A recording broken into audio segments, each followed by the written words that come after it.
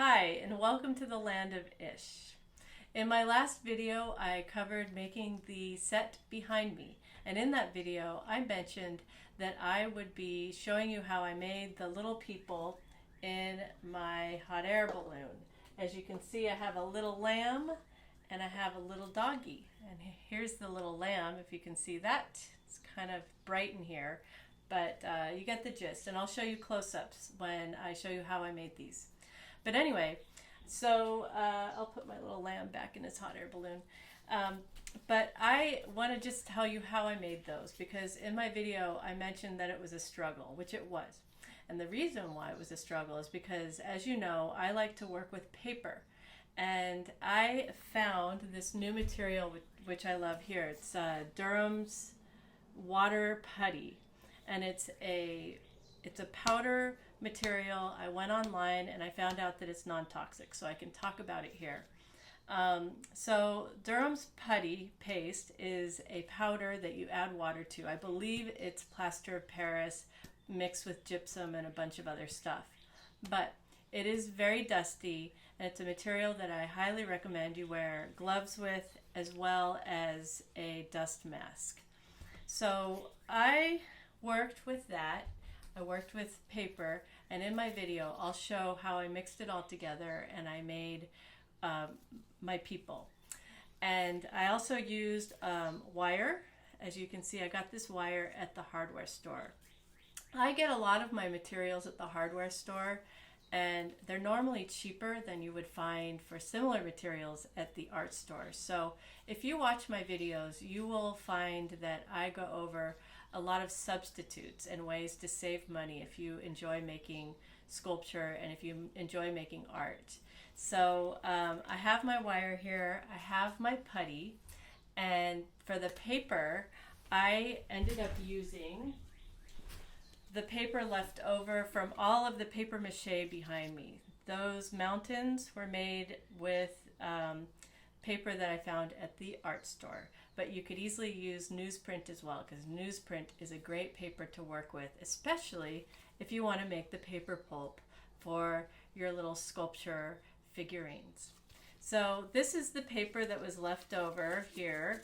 I took a whole lot of it and shredded it up, collected it in this jar, and put it in my food processor with some water. And I made a great sort of mushy paper pulp. So what I did first is, and I would recommend for you to start with something simple. So before I went into making my figures, I had to get the right mixture of clay, putty to paper pulp. So what I ended up was with a bowl of these little balls, which I could drop these and I could, you know, crunch them down, and they're durable, and they're very durable, and I ended up painting them because I ended up thinking they were kind of cool. So I'll show you how I did these, my little bowl of paper putty balls that were my simple thing that I made first, just to get the right mixture of clay to paper.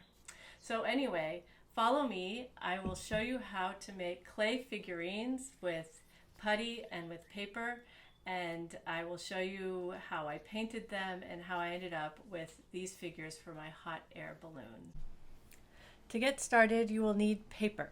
Newsprint is great because it's thin and it tears up really easily. So any paper that is thin, tears up easily, isn't like a magazine stuck with a lot of wax and shininess to it, would be perfect to use. Just add that to your food processor, add a little bit of water, not too much at first, and turn it on, pulse it a few times, and you should get something that's very fine and very pulpy and easy to mold with your hand. Then you'll want to use your Durham's putty, and you have your paper pulp, and you'll use, it's 3 parts putty to 1 part water.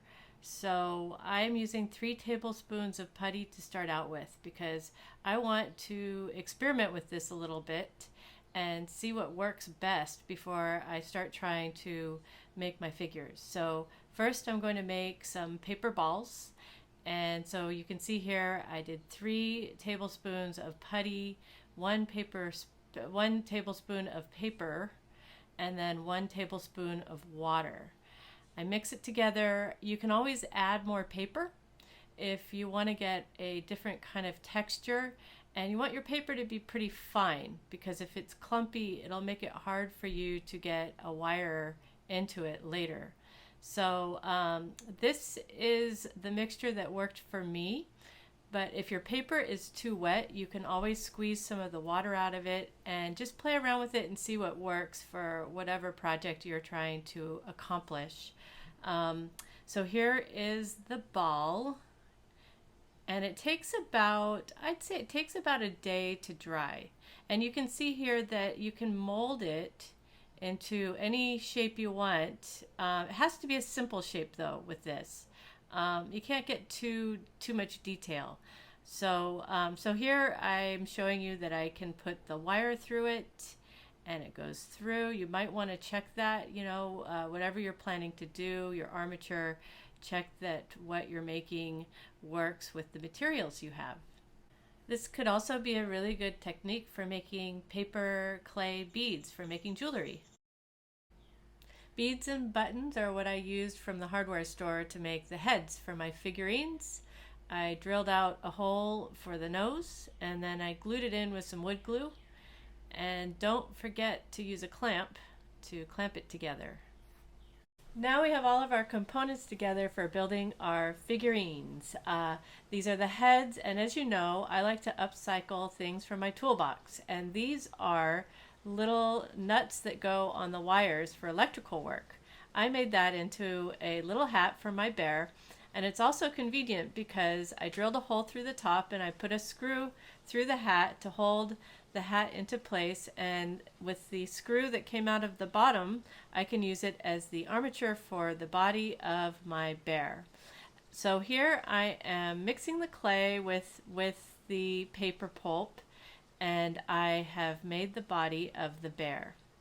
So I'm molding it, and it will take a day to a day and a half to dry, and after that I am going to paint it and do the rest of the work that I need to do for this. But first, before I finish with the paper pulp, I need to run the wire through so that I can build the arms later. I'm going to build the arms later because I don't want to mess up the work that I've done by building up the body. But if you have your wire, wrap it around the screw that comes out of the bottom of the head of your figure, and then have it coming out as you build the body around it. Now, this is our lamb. Again, it's the same concept. I took a screw and this little white piece, it's kind of a piece of felt that I had left over from an older project. So the little white piece of felt is what's holding the bead or the head in place, and then the screw coming out of the bottom is where I will attach my wire for the arms and then build up the body. And again, it will take a day to a day and a half to dry and to harden. If you want to add components like legs, just plan your armature accordingly and build the body of your figure around that. So here we are after a day and a half beginning to paint. I added the arms to the wire that was poking out. It was very easy, the same mixture of paper to clay, and then painted everything, and this is how it all looked in the end. A fun bunch of figurines that I could use for my hot air balloon. Thank you for watching. I will definitely be exploring this technique more in the future, so please stay tuned for that. And also stay tuned for future videos coming up soon on storytelling and journaling, because with this background, it's time to tell some stories. So thank you so much for watching our video. Please like it and please subscribe, and go to my website at landofish.com to get more information on what we're up to here and how we're evolving. You can also go to patreon.com/landofish if you'd like to subscribe there and support more videos being made. Thank you very much and enjoy.